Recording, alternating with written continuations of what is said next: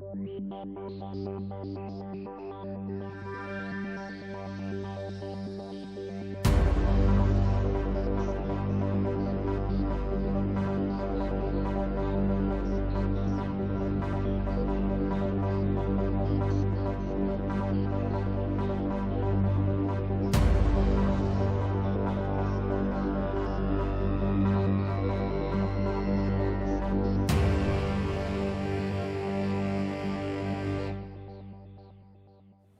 I'm Evan Pantazi. A few years ago, we put out a film called Rokkishu, a Dimmak primer.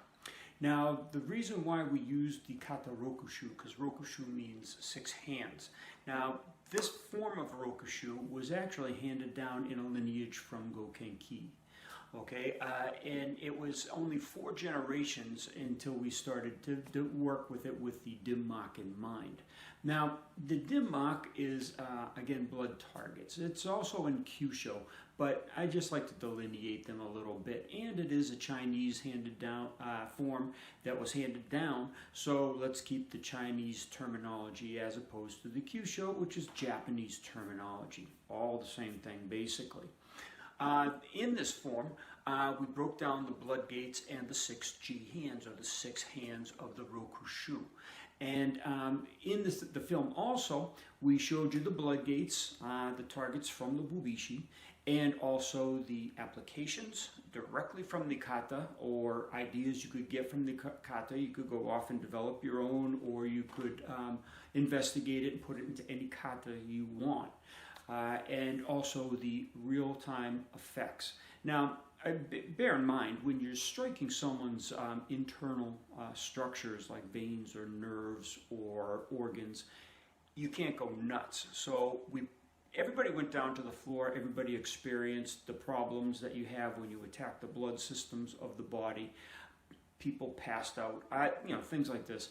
But we didn't hurt anybody. And that's because we build up slowly over time. Now, in the film, it's a 3-hour film, okay, and it's available, and I'll put the links below where you can get it. You can also see it in Patreon and the Platinum subscriptions. But what we didn't do was add a good tutelage on the kata itself if you wanted to pick up the kata. All right, now I've assembled for you front view, a rear view, and a side view.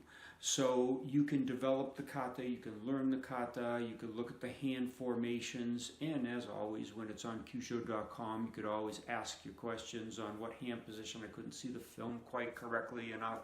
You can ask your question, and we can point you in the right direction. So you make sure that you're understanding this kata as it was intended and as it was passed down. So again, I'm going to link this in the Platinum subscription with the Dimmak form, okay, with the 3-hour Dimmak film. That's all just a gift to you. Patreons, I'm going to be putting the kata by itself in the Patreon channel, and you can purchase the film another time because Patreon cannot handle 3 hours of film.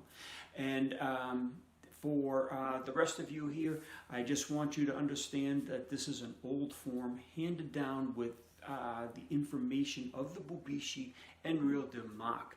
And we just apply the Dimmak to people to get the actual effects, so we can validate the form, validate the tools, validate the targets, and validate the effects for you.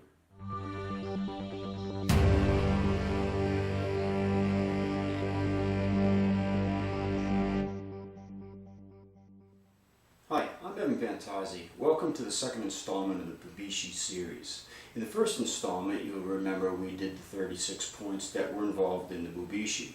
In that filming, I depicted more or less some blood targets and also some neurological targets, whereas Mr. Rooks was working on the neurological. In this second filming, we've decided to break it down even further.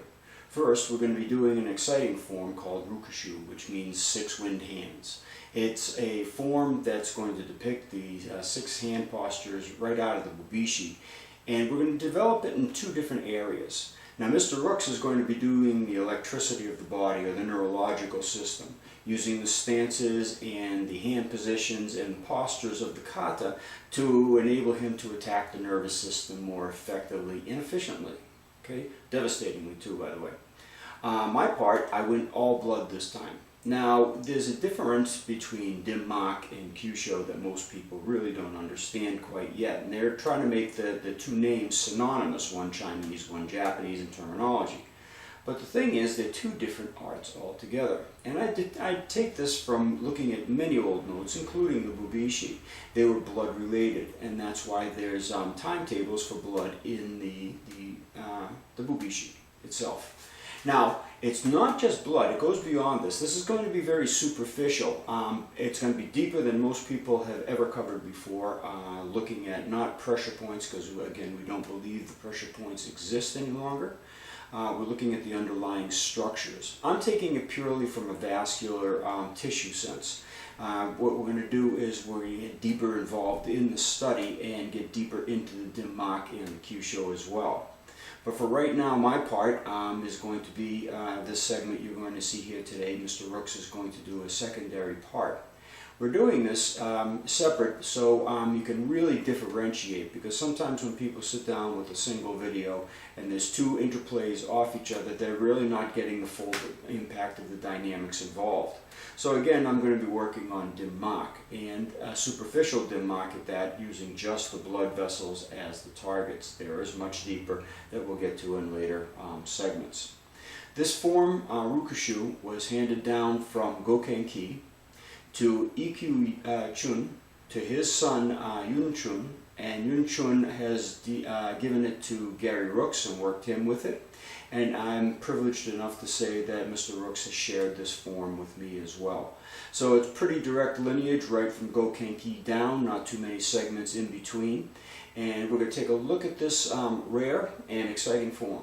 I hope you enjoy the film.